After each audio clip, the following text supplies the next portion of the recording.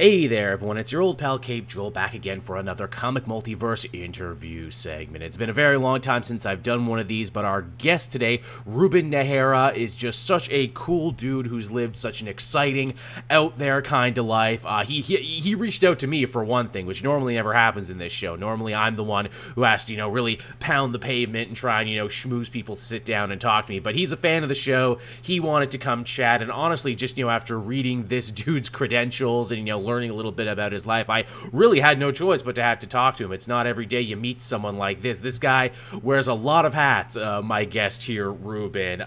He's a comic store owner. He's a comic store writer. In fact, he's going to be part of a very big, brand new Archie collection coming June 15th. That's the best Archie ever special. We're going to talk to him all about that. He's also an actor and a musician and a stuntman. But before that, you actually began life as a skateboarder, didn't you? Which, I have to hear all about that. Thank you for having me, Joel. It's a honor. I dig the show. Love the YouTube channel too. Yeah, actually, I use it as like a source for getting in touch with a lot of things in the comic world, because sometimes I'm like so busy on things that I'm a big like podcast or YouTuber. Sometimes I'll just let them play and I'll just be working on my thing in the background. So for me, I mean, it's people like you and shows like yours that I gain knowledge and get in the loop of things.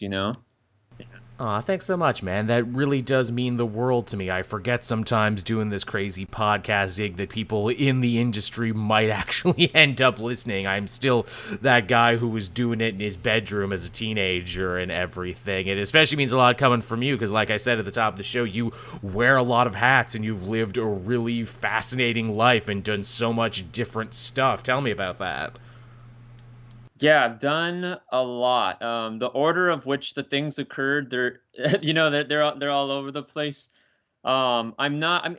I skated professionally in my 20s, and maybe like a little into my earlier 30s. But like mainly my 20s, I skated professionally, and I kind of did that intentionally because I knew I wasn't going to get younger, and it's like I knew I had to do the physical part like that first. And then everything else I knew I would just kind of get around to and make it happen. So I'm really stoked I did that. I still skateboard. I just don't. I just do other things that I like to do. I live a bunch of different. I try to squeeze as many of the things I love into this one life that I get. Does that make sense? Yeah, You yeah. know? Yeah. Absolutely, man. 100%. That's basically what I'm trying to do here with the channel and my videos and with everything else. Yeah, plus my body can't do what I used to do like, then, you know what I mean? So I used to jump off of all kinds of crazy stuff when I was younger, and now I just chill, and I just cruise and have fun, and really that's what to me what skateboarding was all about, was just the independence and the freedom, and doing something where a team, but for example, like when I was starting out and I would try team sports, I was either on the bench or bullied or so on and so forth, because I was a smaller kid, and then I ended up getting a growth spurt, and I don't know, I just kind of branched to skateboarding really because I could do what I wanted, how I wanted, whenever I wanted, and that independence and that freedom, I just adored it. And even when there was no one to skate with, it didn't matter. It was just me and the streets, and how do I get from point A to point B, and I just paint that picture. So that was what I enjoyed about it. But throughout all my life, I've always written. I've always been a writer. I did some writing in the action sports industry for like many many years. Actually, I wrote for a lot of different publications, so I was already writing. Now the standard of writing there is completely different than comic book writing. Yeah, and then writing from that is also different from doing scripts and stuff for television and shows and pilots and things like that. So it was really a learning experience for me. But all throughout, I never stopped writing. I was always creative, and it even dates back to when I was a little kid just playing with action figures and building my stories and my worlds. You know what I mean?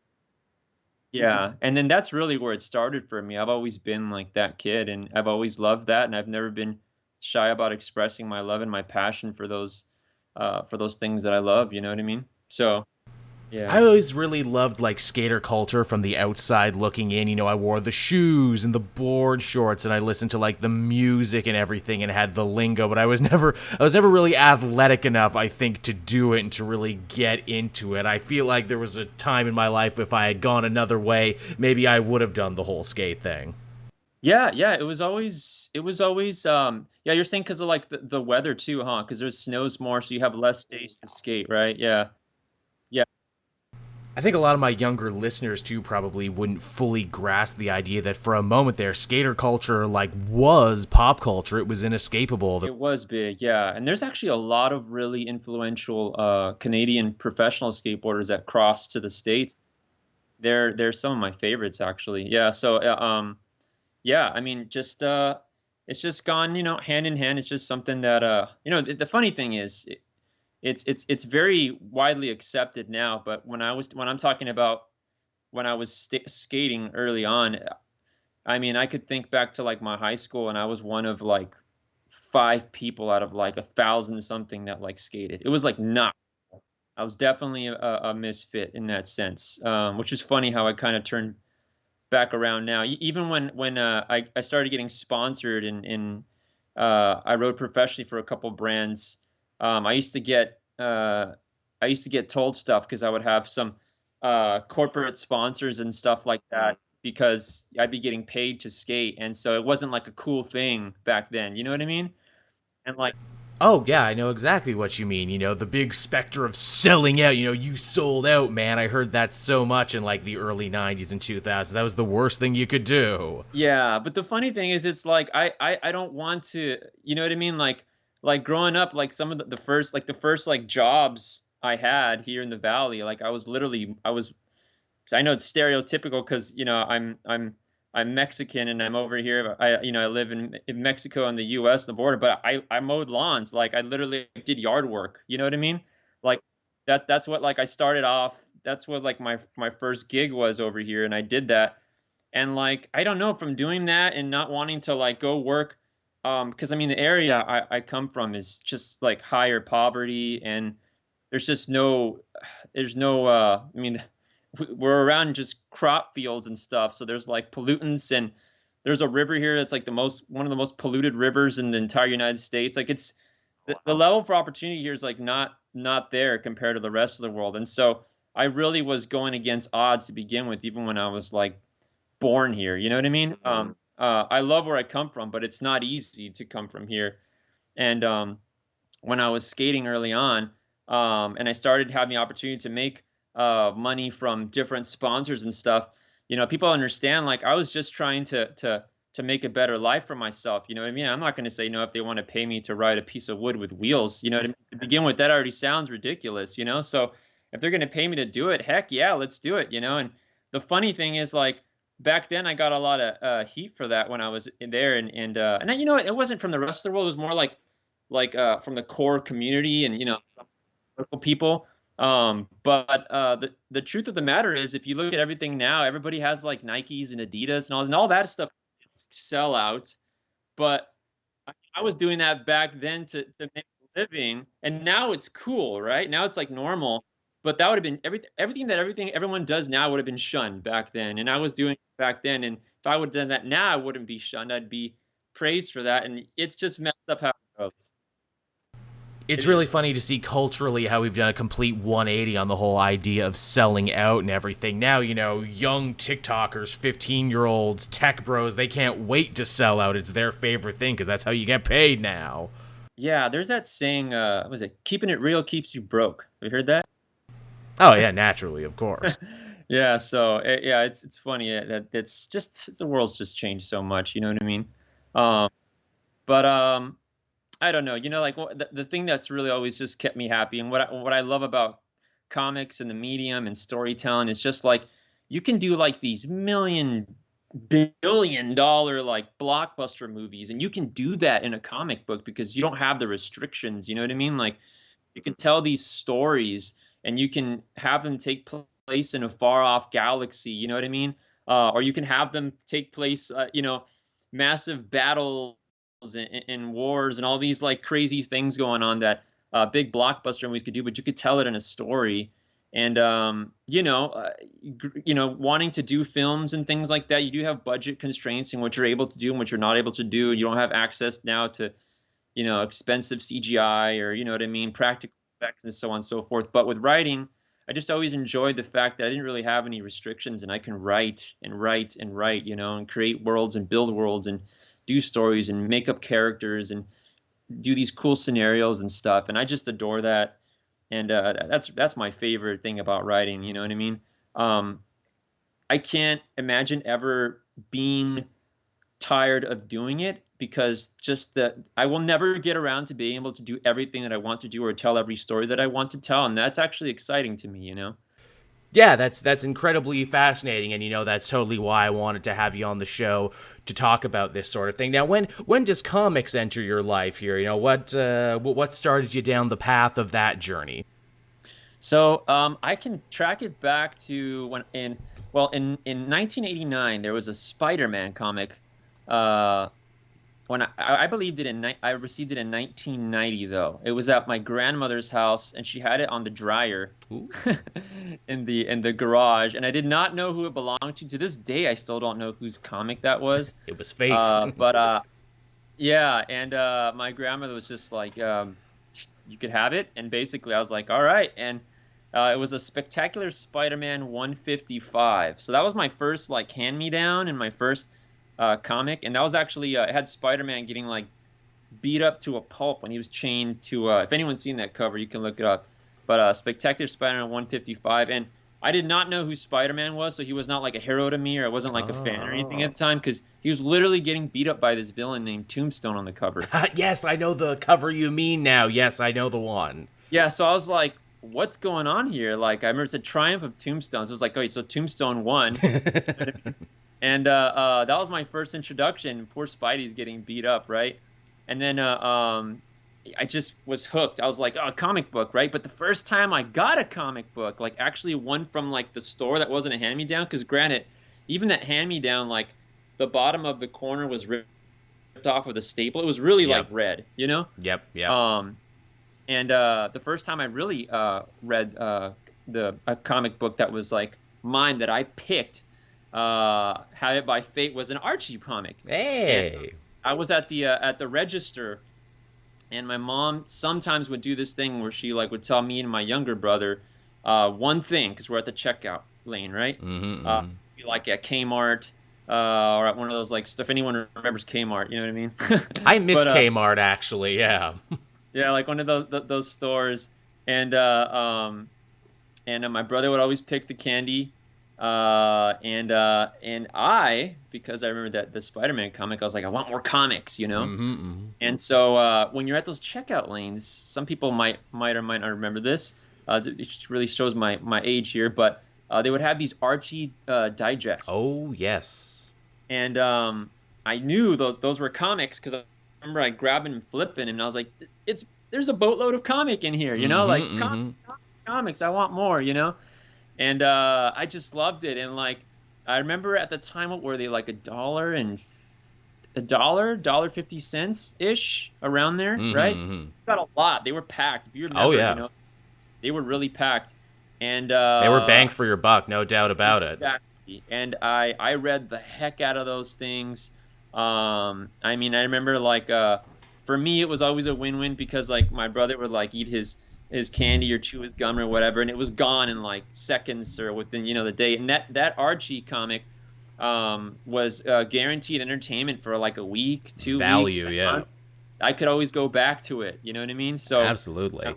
I had a giant little collection of all these digests, and I just try to get them whenever I could, and it was just like, that was like my entertainment. So it's pretty cool. I have a long history with Archie, and Jughead, Betty and Veronica, which is actually absolutely incredible that I get a chance to write. Yes. That I get to write, and with Betty and Veronica and Archie, and work in that world really is a dream come true. You know what I mean? So totally. Yeah, I just started building my comic collection from there. You know what I mean? Just those things. And then the comic, I call it the comic craze. Like, comics were always around, but right around that time, like 1990, 91, 92, 93, They 94, were 95. hot. It was a boom period. Yes, that's when all of the other stuff started just stockpiling on you, and now you got all these like a lot more like Spider-Man and like what was it, like all the Image stuff that Oh started, yes, the Image Revolution. and everything said collector's issue, and like it was just like the overprinting of everything, X-Men 1 and X-Force, and Yep. just got like dropped on me, you know? So I went from like starting off with the Spidey book and then collecting all these Archies, and then you started seeing this mass stock of all these other comics. And I was just like in a bliss of like just the nostalgia. Like, you know, sometimes I trip out because for a while, this is Yeah, man, absolutely. I mean, yeah, it was an amazing time in culture, and I'm so glad you shared your story of finding your first Archie comic, because I feel that that story really resonates with a lot of people, and a lot of people have the same stories, and I've mentioned it on the show 100 times. What's cool about Archie is that when your Spider-Mans and your Batmans and every other store, or you know, every other book kind of retreated into their special stores, Archie never did. Archie has been able to like kind of bridge the gap between generations, between like my father's generation and even my grandfather's generation, because Archie has been omnipresent in the grocery stores, in the drug stores, even in stores that don't exist anymore like Kmart. yeah. I think there's something so wonderful about that. And obviously, you know, the Archie had like a big boom period there again because of the TV show, which obviously did its own thing and did stuff differently, but got people interested in Archie again to where they started coming out with new, like, prestige Archie comics. Yeah.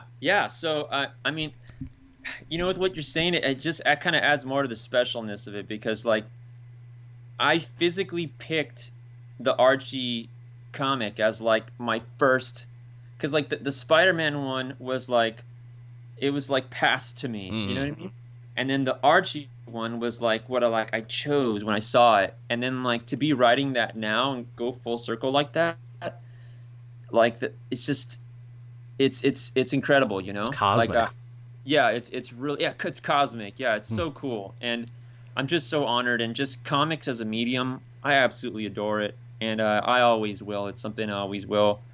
And yeah, I mean, Archie is forever. I mean, I mean, there's nothing else really. I mean, think about it. Like you said, the generations that it spans, Oh, yeah. and the reach that it has. And you know, the generation now knows it a lot from like the Riverdale shows and stuff, but generations before know it from like the comics and like me through like the digests, you know what I mean, and like Absolutely. so on and so forth, and through time. And it's just been, there's just something really cool about you know, Riverdale and the gang, and like just these, especially me being like a kid and growing up and seeing them as like you know, youthful, you know, teens and kids as well, like growing up as well. Like there's just something kind of that you get a connection to that, you know? Yeah, and the fact that it keeps growing and changing too, and writers keep adding stuff to it, like Riverdale has actually become quite diverse as far as comic book stories go. They've introduced gay characters, hearing impaired characters. It's not, you know, kind of Pleasantville, Lily White type of situations that it started with. Like Riverdale and the Archie cast has actually grown up and changed with its readers, and I think there's something kind of amazing about that, about, you know, not fighting against the turning of the clock and actually embracing it. Right on the money, Joel. Yeah, it's just it's adapted. It's just grown. It's grown with everybody in the times. You know what I mean? And that's just a beautiful thing. And it's going to continue to do that. You know, Archie's really diverse, and I've always loved that about the company and everyone who's involved and represents it. I mean, look at myself. I mean, I'm writing on this comic, and if you would have told me this kid who was living in you know, in Imperial Valley and going back and forth from Mexicali, Mexico to the United States as a little kid, you know, reading Archie's all of a sudden would someday get to write for Archie. I mean, It's the American dream. yeah, that's pretty awesome, you know. You are Americana now. Yeah. So I mean, I was born in El Centro, California, at the regional hospital here, and but I mean, most of my family lived in Mexico, and my abuelitas and my abuelito, my grandparents, and I was just spend holidays there, come back and forth because the border's literally right there. Like in the city of Calexico, like we're staring at the giant wall, Yeah. And so I grew up there, and so when you cross into Mexico and you want to cross back, for those that are aware or unaware, the line to cross back is like, I'm not kidding. We've sat in a car in that line to cross back from Mexico for like 5 hours just to cross back. And so a lot of times in those 5 hours, I'm sitting there with like a little Archie Digest, you know what I mean? Just reading, you know what I mean, as a kid, or any other comics that come out, and like I was just absorbing and reading, and that was my form of entertainment, because this was before laptops, and you know what I mean? Like there was no TV screens in the back of the cars or anything, you know what I mean? Like that didn't exist. So our form of entertainment was literally like, we would read, or if you were fortunate enough, maybe someone had a Walkman on or something. Walkman. Yes. Oh, I've been there. I know that feeling. Yeah. So, just have a history of that, going back and forth and growing up here in a border city. But yeah, it's pretty cool to be full circle back and writing some Archie. Absolutely. And now, I was going to say, now the book that is coming out June 15th, for those who don't know, I just realized that I did not say the name of the book, nor when people can go and buy it, which is bad for an interview point.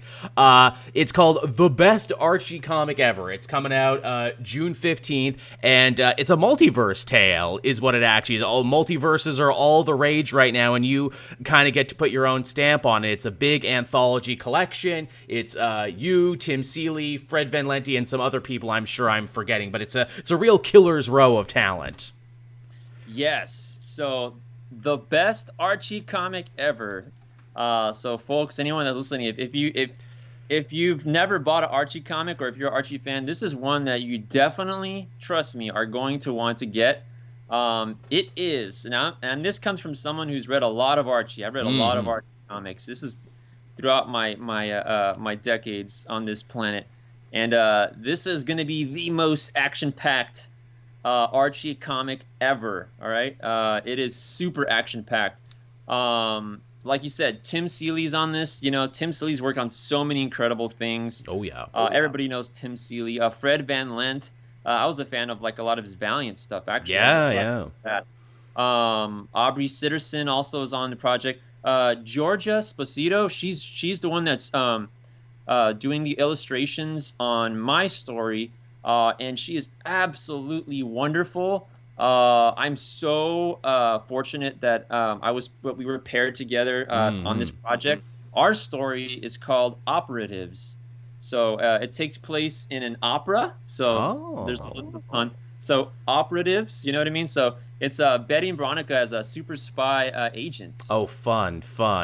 Again, to talk about two characters who, really belong to pop culture, it must be so great to get to put your own stamp on them, because I feel like that is an eternal question. Are you more of a Betty person or a Veronica person? Yeah, so they actually, for some people who deep dive, they know they're always like battling for Archie, so on and so forth, but they team up from time to time. And in this story, they are a super dynamic duo together. And Archie's in the book as well, so I got to work with Archie as well in the story. Dilton's in there as well. Cool. And there's a new villain, so anyone who collects a lot of first appearances, there aren't too many Archie first appearances that pop up too often. No, it's true. This is actually a first appearance of a new villain named Big Carp, and he's like a mob boss. It's pretty cool. They got these little like fish hook insignias and all of cool. his mobsters. I love gimmicks, and I love theming. It's a lot of fun. Yeah, I bet it totally sounds fun. That's just my story. I mean, there's two other stories in here, so it's 3 stories. It's a big book. So you also get Fred Van Lente's story, and so you got like the other 2 stories that are in here. There's you got a Conan and a Superman by the looks of it. Yeah, Jughead the Bulgarian. Love it. And that's art by Jed Daugherty, and And also you have the where's the other one right here? Let me pull it up right here. Sure, go right ahead. The Fred Van Lent story, that's what Tim Seeley's doing the art on that one. That's the one where you have Archie as the superhero. He's like the Archie Superman, you know? Love it. I'm surprised this hasn't come up before, actually. Yeah, the cover's beautiful, actually. It really is. Knocked it out of the park. And Tom Whalen has a cover B. Both fantastic covers. I love it. Georgia Sposito, who's doing the art on the story that I wrote. Mm-hmm. A lot of you might know her from the Doctor Who comics. Yes, I did think she seemed familiar, and now I know. So she did the Doctor Who stuff for Titan, and she's incredible. I really, really love her work. I know there's an article on a CBR comic book resource, and they showed a couple of a cool like sneak advance shots of their work, and there's 2 pages from the story that Georgia and I worked on together, and then it also helps to have one of the absolute best editors in all of comics, Jamie Lee Rotante. Yeah. Shout out to her. She's absolutely incredible. I absolutely adored working with her. The back and forth with her and the collaboration, she always has really great ideas that she brings to the table. Mm-hmm. And that really helps because it's kind of reminds me of like when you're like on a movie set or something, and the director and back, you get these like right. Yeah, it really helps to hear like a different point of view sometimes, because someone from the outside could kind of give some it's collaborative, it's third-party perspective. Yes, I loved it. She's freaking awesome. So shout out to Jamie. She's actually editing a lot of stuff. And you know what else is really cool about Jamie is she was one of the prior writers on Betty and Veronica. Oh, no way. Yeah, so working with her, it's like, the like Betty Veronica writer, and then like she's like helping me, like this is my first time writing Betty and Veronica, so like it's like kind of like that's fun. Yeah, like collaborating, like kind of passing the mini torch to, you know what I mean? We're collaborating back like that, and just have a lot of respect for her, and that was a really cool experience. So that's super awesome. Yeah, so this book, like I said, if you're an Archie fan, guarantee you're gonna love it. If you've never read Archie before, this is definitely something you want to pick up. It seems like a fun place to start because it seems like there's a nice mixture of everything going on here. And it's a one shot, so you can't go wrong. You know what I mean? If I'm not, I won't leak anything else out, but if some people dig them, they can probably possibly spin off into other things. You know what I mean? But this is a one shot, so also don't feel like you have to like commit to 3 right, of course. It's just a one shot. You got 2 covers to pick from. I'm not sure right now how many because sometimes there's like store exclusive cover, and for anyone that likes to collect all there might be some store exclusive covers, but the cover A and cover B are the ones that were shown right now, which is the Tim Seeley and the Tom Whalen cover. Now, obviously, as people probably heard there, Ruben knows a fair share about alternate covers and releases and everything like that. That's because you actually sell comics, too, on top of everything else. You have a background in that as well. Yeah, so get this. So kind of dating back to, like, where I was talking about how I got my first comics, and we didn't have an actual comic book store here where I grew up. Oh, wow. At one point in time, and I swear this sounds weird, but one time when I was really, really little, I remember walking into a house and someone had like a house and like walked upstairs and someone had their living room and they had comics for sale. And they had this like, I don't even know if it was legal or not, but they had comics. And I remember buying comics at a house in Calexico, California. And it sounds weird, but then that place was gone. I don't know what happened. And then thus why I would get comics like at Kmart or 7-Eleven. So I didn't really have like a real LCS. Now, fast forward many years later, I always knew I would want to open up a store if no one did it, and no one ever did it. So essentially when I had that shot, when I kind of stepped out from skateboarding as like a career, a lot of the money that I had saved, I invested into opening up a store. Oh, wow. So I opened up MetaHumans Comics. Great name. And we've been around 7 years. 2 years ago, we got nominated. Well, 2 years. Time flies because of the pandemic. Tell me about right it. Before the pandemic, whenever that was now at this point, A We were billion years ago. Yeah, we were nominated for an Eisner. Yes, amazing. Cool. We didn't win, obviously, but just being nominated is an honor. Mm-hmm. And then just I kind of like breaking this right now. This is the first place I'm saying this. Ooh. This year we got nominated again for an Oh, Eisner, hell so it's yeah. our second time for the spirit of. So it's like the comic book shops Yeah, category. yeah. Which is a great category, you know, to share some Yeah. love to your local mom and pop brick and mortars out there, especially in a day and age when they need that love more now than ever. Yeah, definitely. So yeah, I've had yeah, I mean 7 years. That's it's a long time to run a brick and mortar shop, store. absolutely. Yeah, my goal is let's hit that decade mark and we're gold. Totally, You know what I mean? totally.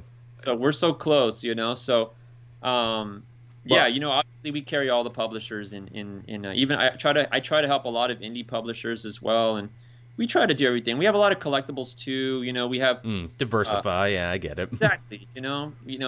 Like action figures too. We got a lot of stuff you won't find at the other store sometimes. Like we have accounts with like NECA, and Ooh. we do get like our Hasbro stuff. You know what I mean?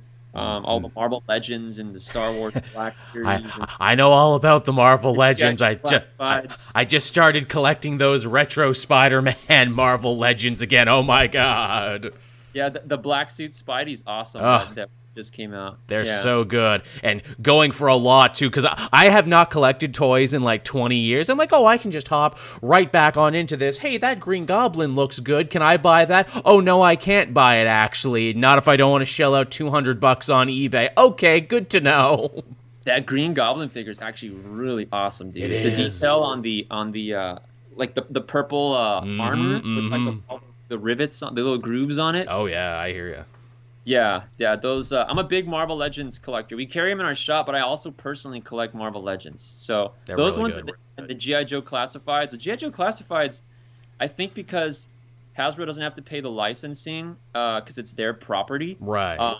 You'll notice they have a lot of like my favorite thing about that line is like if you've seen the figures, like all like the knives and the guns have holsters and clips and cool. backpacks.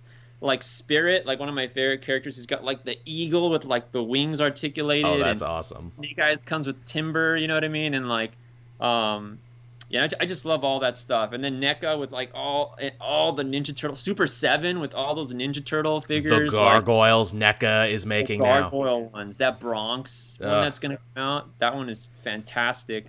The toy companies just know now, hey, are you a 20-something that grew up with this stuff? You probably have disposable income now. Would you like to buy back all your childhood toys, but they look better with higher quality sculpts? Yes, yeah. I would, please. Yes, I would, please, as well. Hey, my generation can't own houses, but we can own an amazing-looking hobgoblin. Oh, dude. You know what, though? We do live in a good time for, like, action figures and all that, because like it's incredible the things they're doing, the articulation and the levels that they're getting with that is absolutely amazing. Absolutely. It really is. Now let me ask you this, because you are, you know, involved with such a Eisner Award nominated shop. What goes into making a good shop? Because I feel, you know, this is a school of thought that, you know, is a little different every time you hear it. But what do you think goes into really making like just an A+ shop that people want to come back to? Well, For one, we stick around because I make sure that we always do right by our customers. So it's more important to me to make sure that they're satisfied than to. And I don't want to say this in like in a mean way, because I've literally gone to other stores and been, you know what I mean, had managers like screw me over, so on and so forth. I think we've all had horror stories, unfortunately. Yeah, and so for me, it's like if I try to make sure that my customer's always satisfied, you know what I mean? Right now, I have like a fantastic store manager, Vanessa. She's running the store right now. She's that does all the, that really helped our business a lot, actually. I recommend this to anyone who has a store. When I was first starting out, I tried to do everything, and that's kind of an issue. You can get some help. That's where it really steps in, because like when she's managing the storefront, I'm in the back end doing like all of like the online shop orders. I'm like assisting with packing and shipping. I'm like making sure the website is on point. We try to get our social media on point. We're Oh, always you like, gotta. it's you know what I mean. Someone needs to be running the storefront and someone needs to be doing the back end. So like I've really kind of taken over a lot of like the back end stuff, and she's really just kind of doing the stuff from the storefront and making sure that's going. Plus, it also helps that like to have a manager that's like an encyclopedia of like when someone comes in to sell something, she like knows right away like key issue, not key issue. Oh, This could be good for the store. This could like, so she's got a superb knowledge of all that. She knows her stuff, and it's really good to have employees that could do that. Totally. And yeah, it's just about customer service, getting with the times. When the pandemic hit, Oh, yeah. I adopted Instagram online auctions really early. Oh, smart. I was never afraid to try things. Then we went into Whatnot. We were like one of Whatnot's first sellers. Oh, yes, I've been seeing that app around there, and I'm like, do I need to check that out? What is this Whatnot? Yeah. It's like a, what is it, like a bartering thing? It's like essentially. This is where it gets interesting. So when the pandemic first hit, we adopted like the Instagram live sales, and because people couldn't physically come in the store, so we would do sales that way. But and it did great, it really did. But the issue came, we would get certain people that wouldn't come in and pay for what they bid. Unfortunately, since it's Instagram, they were outbidding someone else who probably would have actually paid for the item. Oh, that stings. And so they were bummed because they lost, and then the person that beat them never came in, and it got to a point where even as of recent, we were clearing some of the back stock in our store, and there was people that haven't paid or picked up their item for 2 years. Jesus. So, you know what I mean? We reach out, and it was just like they were just messing with us or something at that time. So, but what Whatnot does is, when you bid on something, you're held to an agreement. So the second you win, it automatically charges. Oh, that's good. I can see why that would be popular. Yeah. So when we adopted that changed a lot as well. So then we just kind of shifted. We're doing everything through here. So we were one of the first people to really jump on that. So that's really helped because there's no, there's no disconnect there. Like if you won, you won. Yeah, no shenanigans. No shenanigans. There you go. That's yeah. So and so just adapting and doing all that, and then we just do everything for the community. I mean, we just had, what was this? If you look at like our Instagram pages, my store's called MetaHumans Comics. Yes, check it out. And our website is metahumanscomics.com. And if you look at our site, we just had like an autograph signing with Jason Page, who was the voice of the Pokemon theme song. Ooh, so love that guy. We'll do like a lot of in-store signings. We've also done a lot of store variants in our past. I've seen them. They look really good. Yeah, we did some stuff with we've done a lot of good stuff with my friend David Nakayama, and he did like our Spider-Man Marvel exclusive. He did like our Masters of the Universe exclusive.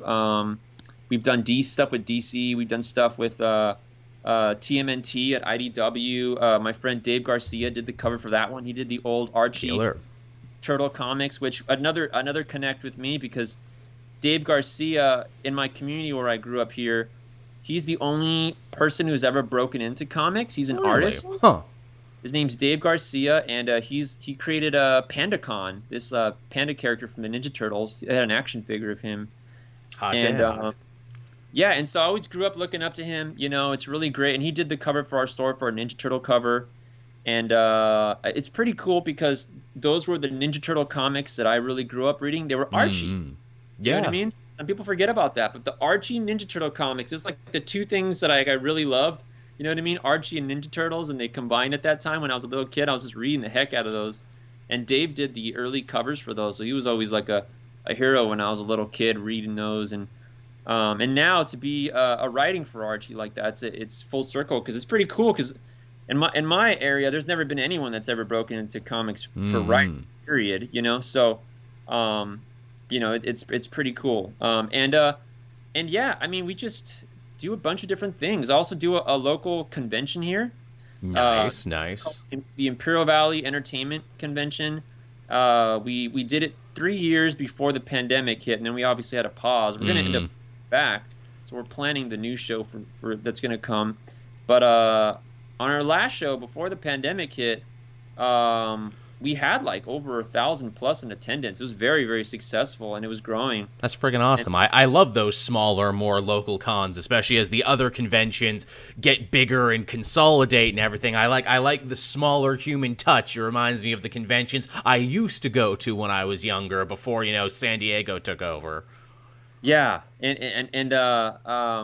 are you a big Star Wars fan, Joel? Right? Oh, yes, most definitely.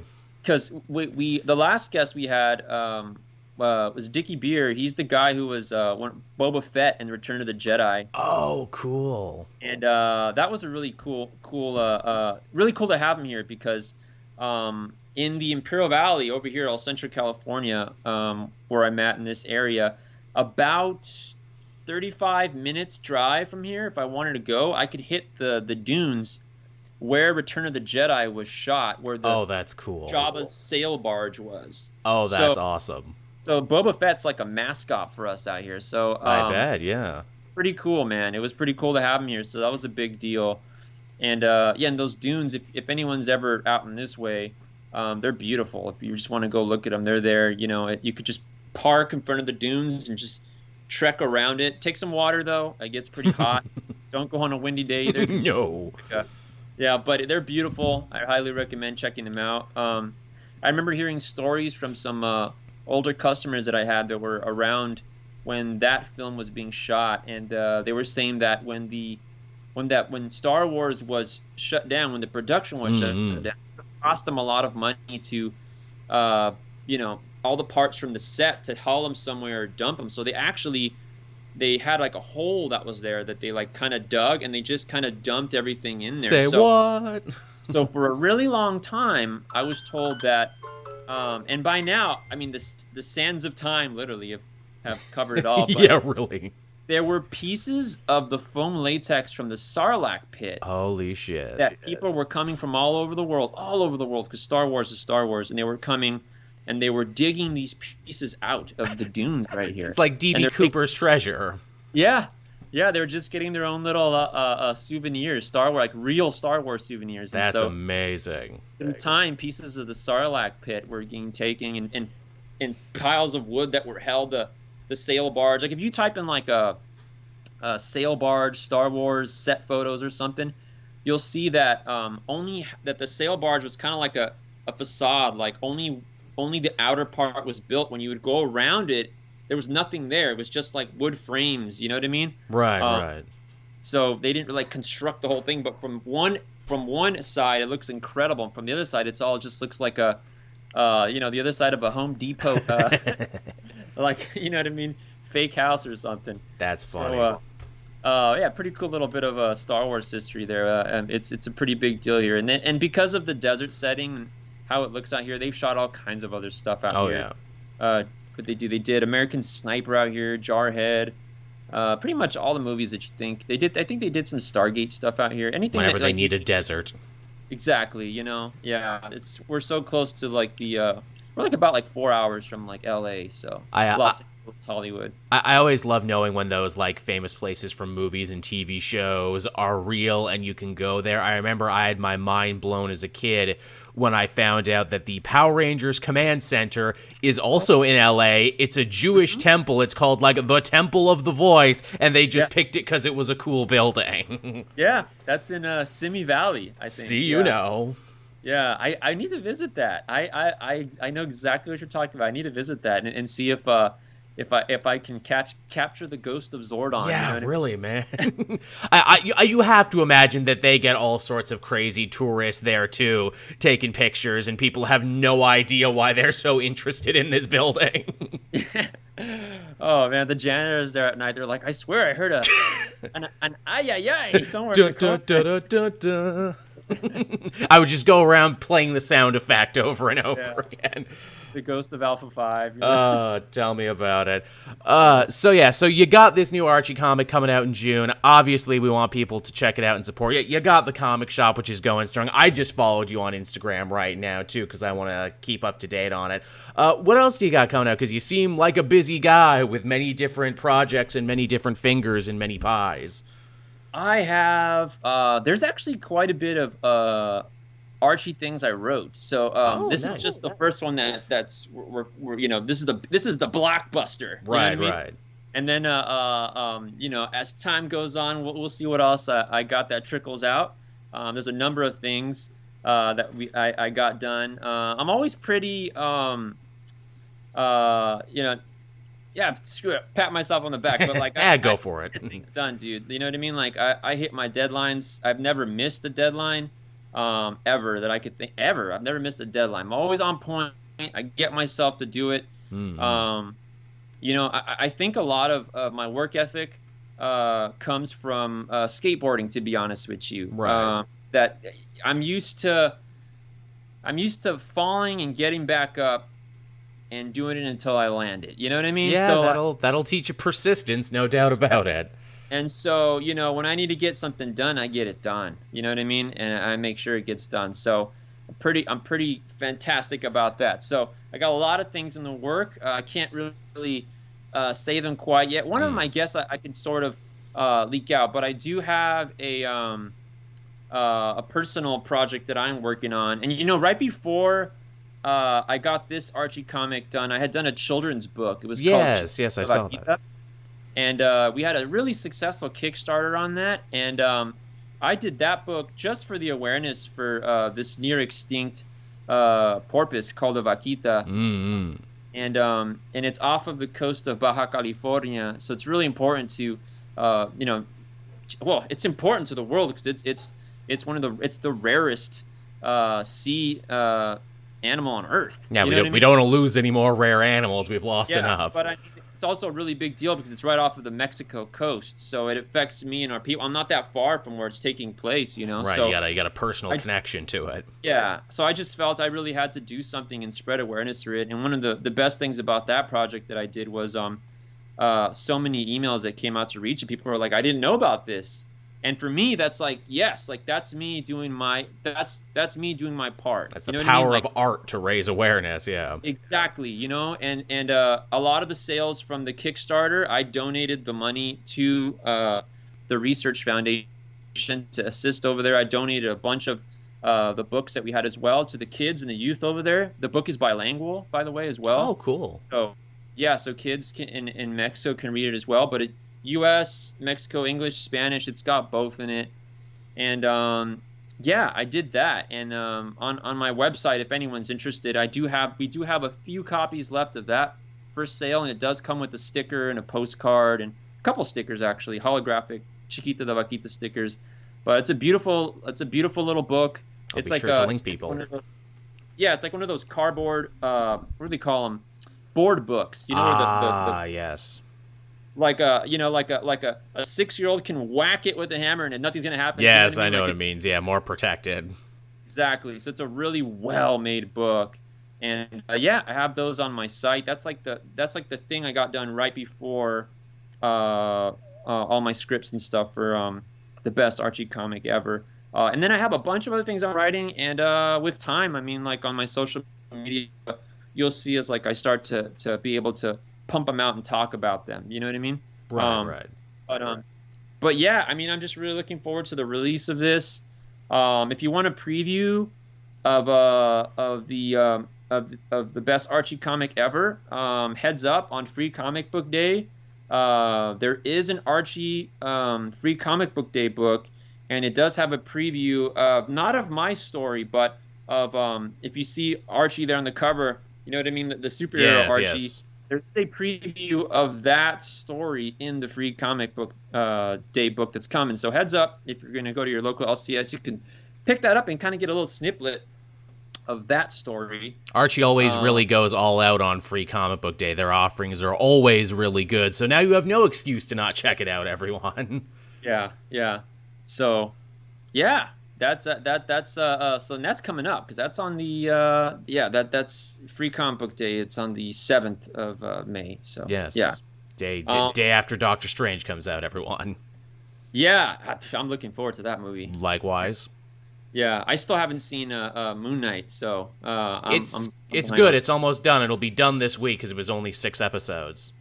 Yeah, I heard it's good though. I heard it's good though. It is. They go some very interesting places with it. I appreciate that they were not afraid to slow down and tackle some more serious subject matter in this one. Nice. I'm definitely gonna watch that. I watch everything that is essentially superhero related. Even when people say a movie is bad, I still watch it. Like I just have to watch it. You know, Gotta it's be a like completionist. I hear you. yeah. But you know what? Sometimes I think like some things are like even misjudged. Like that the Fantastic Four movie that everyone said was like the worst. Oh, yeah. The last one they did before they lost the rights. Yeah, like I mean, okay, look, it wasn't like the best movie by any means, but it wasn't like as bad as everyone said it was. You know what I mean? It had one or two pretty interesting ideas. Again, because you work in film too, you probably noticed this. I think the biggest problem with that movie is they had a vision, and that vision got chopped to pieces in editing. There's a line in that movie that will live in my head rent-free forever. It's when Sue Storm says to Victor, "Oh, you're a real Doctor Doom, aren't you?" And I'm like, that joke only works if his name is Domachev. Wait, he was supposed to be called Domachev, and then they changed it, but they kept this line in that doesn't make any sense anymore. Yeah. Yeah. There's like there's it's absolutely not perfect. There's a lot of flaws in it, but I also just didn't think it was as bad as people. I don't know. Maybe it's just me. Like since I do make indie films and stuff, like Right. I don't know. Sometimes when someone says something is this is the worst, it almost makes you want to see it more. Sometimes it's like, well, what makes it the worst? Oh, people are you know full what I mean? of Sometimes, hyperbole, no doubt about it. Especially with superhero stuff, people are over dramatic. I totally get what you're saying. yeah, and then sometimes on the inverse of that, sometimes they'll be like, this is the best of all the superhero movies, and I'll watch and I'm like, you know, this really wasn't the best. Like, I don't know why this was praised as the best. I actually like this one more, you know? So I feel like that happens with me like once a year. Like whenever there's like a big art movie where it's like, no, I always want to try and make sure I see the big art movie of the year. Like, what was that one? Neon Demon, and then the one before that, which was like the detective movie. It was like The Big Lebowski, but it wasn't funny. And I'm like, okay. That one yet. Yes, yeah. I'm like, I'll see these, and I'm like, okay, I don't see what people saw in these, but all right, I'm glad I saw it though. Yeah. I'm just I'll watch it all. I'm open to watching it all. I take little things from different movies. Everything has its good and its bad, and some are worse than others, obviously, and some are better than others. But for the most part, man, I'm just such a fan of the culture, you know what I mean? And it's a great time for it. Yeah, I mean, our cup runneth over. Yeah, I mean, man, look at in the world we live right now with the content we're getting. It's absolutely insane. You know, like we're getting a Doctor Strange sequel sandwiched in between a Moon Knight show and an Obi-Wan Kenobi show. Yeah. It's insane. It's insane. Like who would have thunk? You know what I mean? I mean, we just saw a whole show about Boba Fett coming out of the Sarlacc pit. Yes, we sure did. Like, lives in the area. They're literally saying he's crawling out of this thing 35 minutes away from me. Like, gotta love it. Like, you know, hey, it's so like crazy. I totally relate to that. The actress that's gonna play Miss Marvel lives like 2 hours from me, so there you go. Yeah. Pretty wild, man. Exciting times we live in, no doubt. So I guess we'll start winding this down, because I can already tell if I don't, we could totally talk all night, and I don't want to keep you from everything. So thank you so much, Ruben, for coming and hanging out with us, letting us all get to know you, getting kind of this peek behind the scenes for the best Archie comic ever, which will be dropping June 15th. Any parting words, anything else? I guess tell people where they can find you on social media so they can stay up to date on everything you got coming out. So you know what? You could find me at www.rubennajera.com on social media, Instagram and Twitter. I'm at Ruben Najera. Yeah, I mean, the best Archie comic ever. I promise you're going to dig it. It is an absolute blockbuster if there ever was one for Archie. This is it. It's a one-shot. You can't go wrong. Awesome covers, awesome stories. You get a lot of bang for your buck in these, and I definitely recommend it. Get it on your pull list. Tell your local LCS, yeah, you won't regret it. And Joel, thank you for having me. A I pleasure, appreciate man. like I said, I'm a true fan. I Aw. listen to the show. I love it. The YouTube channel you do, a lot of work. I know all the work that goes into it, and I appreciate it all. And yeah, from one fellow comic book uh, Guy. guy to another, man. Thank you so much, and what an honor and a pleasure to speak to you here today. Well, thank you so much, Ruben. It was great getting to know you too, and I'm sure we'll have you back in the future as well, because I know this is just, one project on your way to the next cool Got project. some cool stuff, dude. Yep. There you Yep. go. So thank you for watching and listening, and everyone. Be sure to follow Ruben on all of his social media. Be sure to check out the best Archie comic ever, and we will be back again next time, everyone. Bye-bye.